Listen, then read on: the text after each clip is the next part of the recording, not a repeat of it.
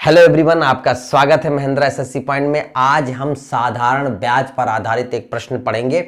सवाल कह रहा है कि कोई धनराशि साधारण ब्याज से 20 वर्ष में 2 गुना हो जाती है।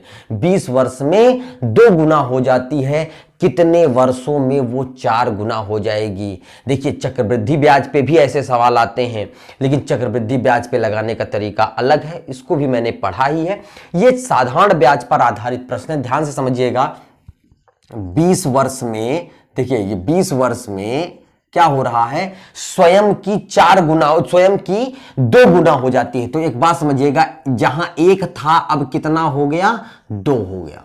सवाल समझिएगा, 20 वर्ष में 1 से कितना हो जाता है, 2 हो जाता है। तो सवाल में पूछा गया है कितने वर्ष में वो स्वयं की कितनी हो जाएगी, 4 गुना हो जाएगी, यही पूछा गया। सवाल कह रहा है कि 20 वर्ष में वो 1 से 2 हो जाती है, मतलब धन 1 से 2 हो जाता है।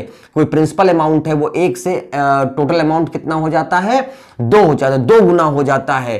तो कितने वर्षों में वो स्वयं की 4 गुना हो जाएगी? तो एक बात बताइए, P से A कितने का अंतर है, 1 का अंतर है। कितने का अंतर है, 1 का अंतर है।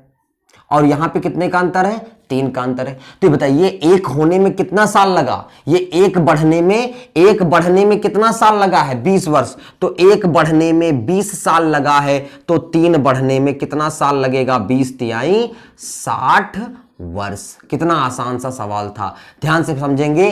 कोई साधारण ब्याज पर आधारित प्रश्न है, साधारण ब्याज पर आधारित प्रश्न है ये। साधारण ब्याज पर कोई धनराशि 20 वर्ष में स्वयं की 2 गुना, मतलब संख्या 2 गुना हो जाती है, मतलब 1 से 2 हो जाता है। तो कितने वर्ष में वो 1 से 4 हो जाएगा? तो 1 से 2 मतलब 1 होने में उसे कितना लग गया, 20 साल लग गया। तो यहां 1 से 4 मतलब 3 बढ़ने में उसे कितना लगे, जब 1 बढ़ने में 20 साल लगा तो 3 बढ़ने में स्वाभाविक सी बात है उसे 60 साल लगेगा। ठीक है, तो वहीं पे 1 बराबर 20 के, तो 3 बराबर 20 तिहाई 60 के हो जाएगा। तो ये सिंपल सा सवाल था। बहुत बार क्वेश्चन पूछे जाते हैं, चक्रवृद्धि ब्याज का भी पूछा जाता है, साधारण ब्याज का भी पूछा जाता है।